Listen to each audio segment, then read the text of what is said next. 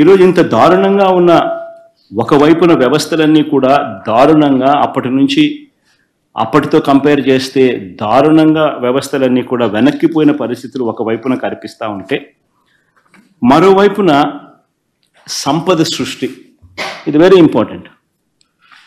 సంపద సృష్టి అని అంటే నిజంగా ఏమిటి అన్నది అర్థమయ్యేట్టుగా కాస్త చెప్తా. రాష్ట్రానికి ఉన్న ఆదాయాలను ఇంకా అదనపు ఆదాయం రాష్ట్రానికి వచ్చే విధంగా ప్రభుత్వం ఏదైనా కార్యక్రమాలు చేయగలిగితే దానిని సంపద సృష్టి అని అంటారు. అందులో భాగంగానే రాష్ట్రం పురోగతిని మనసులో పెట్టుకొని రాష్ట్రం ఫ్యూచర్లో ఇంకా ఎక్కువ డబ్బులు సంపాదించే మార్గాలు ఎక్కడున్నాయి అని చెప్పి ఆలోచన చేసి సంపద సృష్టి అన్నది నిజంగా జరిగింది ఎప్పుడు అని అంటే వైఎస్ఆర్సీపీ ప్రభుత్వంలో మాత్రమే జరిగింది. ఆంధ్ర రాష్ట్ర చరిత్రలో ఎప్పుడు చూడని విధంగా గవర్నమెంట్ రంగంలో 3 కొత్త పోర్టులు, సీపోర్ట్స్, దాదాపుగా 12,000 కోట్ల రూపాయల పై చిలుకుతూ 3 కొత్త పోర్ట్లు, 12-13 కోట్ల రూపాయలతో 3 కొత్త పోర్ట్లు నిర్మాణం వేగంగా కూడా సాగి, దాదాపుగా ఒక పోర్టు అయితే 65%, మరో పోర్టు దాదాపుగా 30-40%, ఇంకొక పోర్టు దాదాపుగా 25-30% పూర్తి కూడా అయిపోయింది అప్పటికి. ఈరోజు ఆ పోర్టులు కన్నా పూర్తవుతే ఆ పోర్టులకు ఫండింగ్ కూడా సమస్య కాదు. దానికి సపరేట్గా మ్యారిటైమ్ కార్పొరేషన్ క్రియేట్ చేసి దానికి సపరేట్ ఫండింగ్ ఆర్గనైజ్ చేసి సపరేట్గా దాని ఫండింగ్ ఎలాంటి ప్రాబ్లం లేకుండా చేసినాం.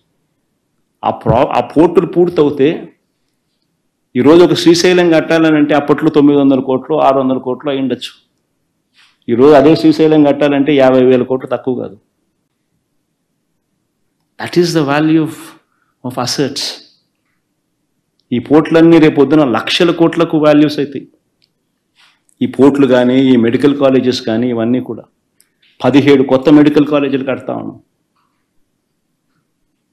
17 కొత్త మెడికల్ కాలేజీలు, 5 మెడికల్ కాలేజీలు మా హయాంలోనే పూర్తయ్యాయి. మరో 3 మెడికల్ కాలేజీలు సీట్ల మెడికల్ కౌన్సిల్ ఆల్రెడీ సీట్స్ కూడా అలాట్ చేసినారు.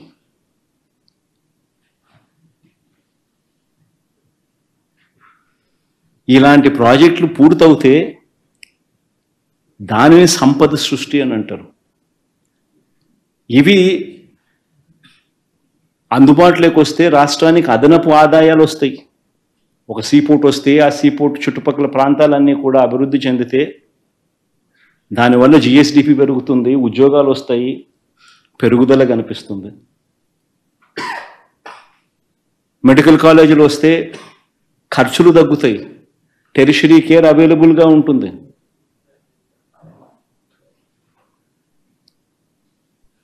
దీనిని సంపద సృష్టి అని అంటారు. ఈ సంపద సృష్టిలో భాగంగా మరో విప్లవాత్మక అడుగులు పడ్డాయి. అదేమిటో తెలుసా? ఆ రోజుల్లో నిజంగా మనం అంతా కూడా చూస్తూ ఉన్న పరిస్థితులు.